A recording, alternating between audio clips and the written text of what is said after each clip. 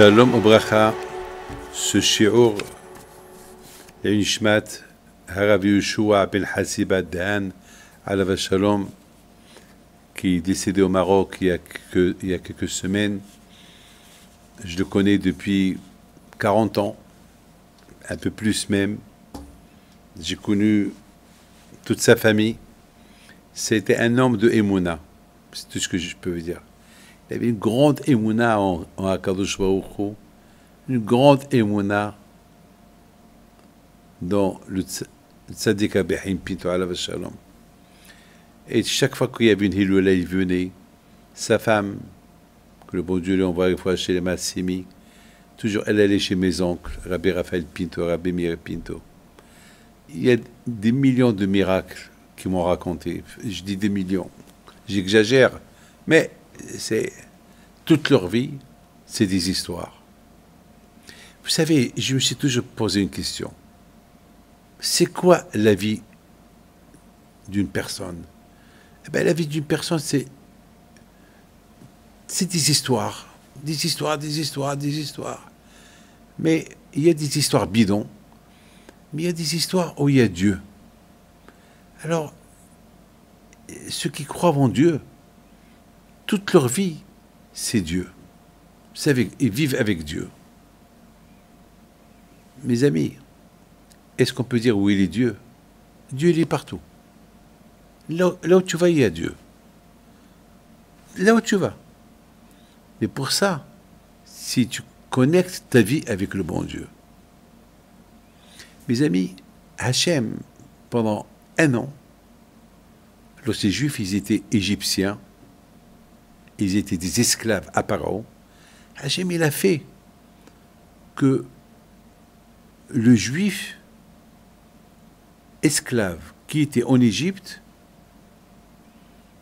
il fait un vidange de sa tête de tout ce qu'il a passé pendant 400 ans en Égypte et qui va vivre avec une autre vie, la liberté. Et respirer, souffler. Mais il y a Dieu. C'est lui qui donne la respiration. C'est lui qui donne tout. Il y a beaucoup de gens, ils font un peu d'argent, ils sont un peu riches. Ils disent, j'ai fait, j'ai fait, j'ai fait. Qu'est-ce que tu as fait? En un clin d'œil, Dieu peut tout te prendre. J'ai beaucoup de la peine de vous dire. Alors, j'ai vu une image en Turquie, des immeubles qui tombent comme des cartons, les uns derrière les autres. J'ai eu de la peine. J'entendais des cris. C'est quoi? Qu'est-ce qu'on est? On n'est rien du tout. On n'est rien du tout. Les pauvres, ils sont partis dormir. Ils ne se réveillent pas. Mais j'ai vu des miracles. J'ai vu comment ils ont enlevé, ils ont réussi à sauver des enfants, des bébés. En Syrie, sous les décombres, il y a une femme qui a accouché un bébé. Des miracles. Mes amis, il faut savoir une chose. Il y a Dieu. Monsieur Yeshua Dan Alav Shalom, l'aïmouna qu'il avait, sa fin. Je me rappelle, lorsque mon oncle, Rabbi Meir Pinto, est décédé, un jour avant qu'il est décédé, il est venu pour recevoir une bracha, mais il était malade. Et il lui a donné de l'argent. Et il a pris l'argent, il les a gardés dans ses mains. Lorsqu'il est décédé, il y avait encore l'argent de Madame Daon dans ses mains. Et après, les mains elles se sont ouvertes. Et ça y est, il n'a rien pris. On ne prend rien du tout. Qu'est-ce qu'on prend avec nous? Les bonnes choses qu'on a fait. Mes amis, Akadosh Baruch Hu, pendant 1 an, il avait des miracles en Égypte. Pour que les Juifs, ils voient qu'il y a Dieu, qu'il y a Akadosh Baruch Hu. Mes amis, avec tous les cocoparos qu'il a reçus, Akadosh Baruch Hu, il a encore renforcé son cœur pour courir, rapatrier les Juifs qui ont quitté l'Égypte. Mais attends, Pharaon, il a reçu une tannée pendant 1 an. Il a supplié les Juifs de quitter l'Égypte. Même que lui était idolâtre, il a dit, je t'en prie, priez pour moi, priez à Dieu, et faites des sacrifices. Alors qu'en Égypte, ils ne mangent pas la viande. Ils n'ont pas le droit de tuer les animaux parce qu'ils vénéraient les animaux. Il a demandé aux Juifs, faites des sacrifices pour moi, je vous en prie, ne m'oubliez pas. Et voilà, soudainement, c'est écrit que Hachem, il a renforcé son cœur pour aller courir derrière les Juifs, les rapatrier. J'ai pas compris. Pourquoi? Pourquoi on avait besoin de ça? Paro, ça y est, il a reçu une tannée. Pourquoi Hachem il renforce encore son cœur? Pourquoi? Et vous savez ce que Paro il a dit? Erdo Fasig, Ahalik Shalal, je vais courir derrière les Juifs, je vais les rapatrier. Je vais les prendre, je vais prendre tout l'argent qu'ils ont pris de chez moi. Et après, je les tue. Attends. J'ai vu qu'il y a un rabbin qui a posé une question. Tout d'abord, tue-les, après tu prends leur argent. Non. Il a dit, je vais courir derrière eux, je vais prendre tout ce qu'ils m'ont pris, après je les tue.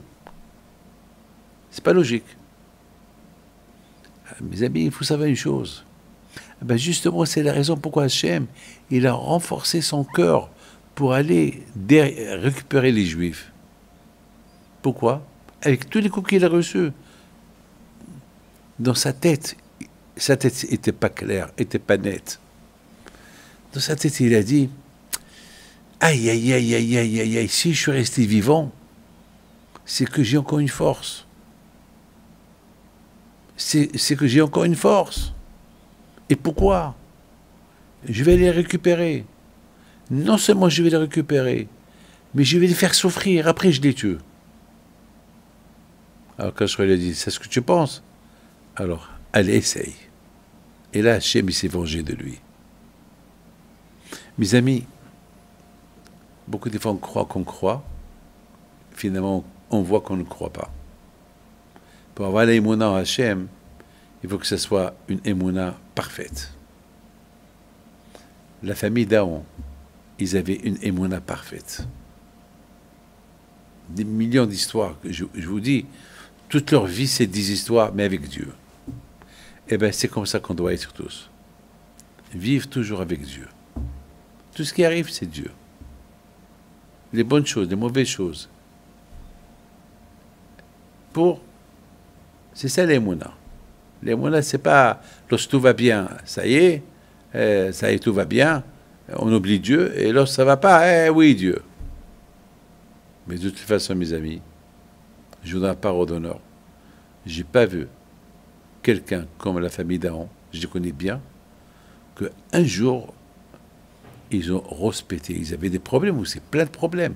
Des malades et tout, plein de problèmes. Et jamais ils ont respecté. Toujours ils ont accepté des choses bien.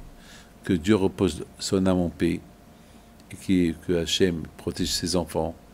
Et il leur donne bracha b'atzlaha. Amen. Que son âme soit à Gan Eden. Amen.